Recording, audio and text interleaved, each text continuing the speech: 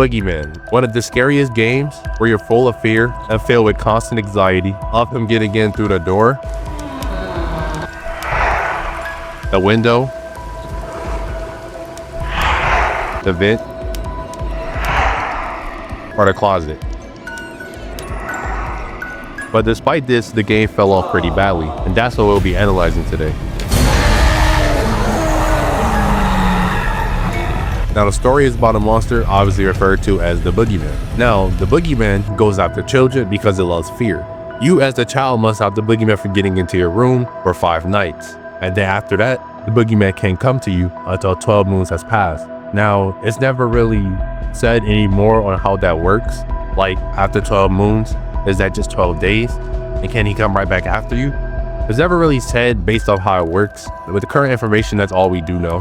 Now, of course, to stop the Boogeyman from getting you, you just flash your light on him. So basically, you flash him. What did he say? Apparently, through the doll's words in Boogeyman 2, telling your parents will only make things worse. And last but not least, we do know that there's some sort of like dark power that the Boogeyman has, where he can split himself into like 2 souls. And we do know that there's like a doll in 2. And aside from that, that's really it when it comes to the concept and story. I really said they would have in 2 and 3 further went on from this story rather than just making it a repeat of every single game with a little bit added more detail. I wish they would have really went further onto that, but we'll go more into that later. For now, let's get into the gameplay. The gameplay is pretty much what I told you earlier. The Boogeyman has 5 ways of getting in. Of course, to stop this from happening, you just have to flash the light on him at his entry point. Although this is easier said than done because he can essentially be very aggressive and you have to hear him. But not only do you have to listen out for him, but he can use distractions such as the TV's going off does to distract you and make you not be able to tell where he's at. And in the Boogeyman 2, we have these things like this talking doll.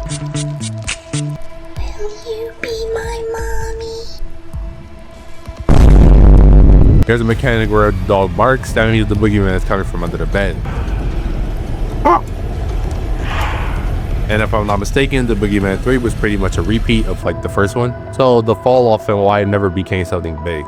You can imagine any game, successful game, Five Nights at Freddy's for example. If you do not add on more to the game, then people logically will not play the game that much or even finish it. And it just won't do as well. They just didn't do much more to execute the games and its potential.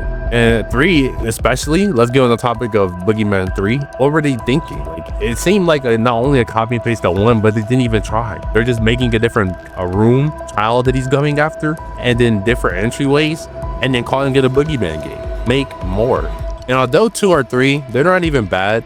They're just not much added on compared to 1. But they're all really good games in itself. And yeah, that's pretty much it. That's honestly my thought on the Boogeyman game series. Everybody else's thought in the comment section, I would love to know yours as well. And with that being said, Morel is out.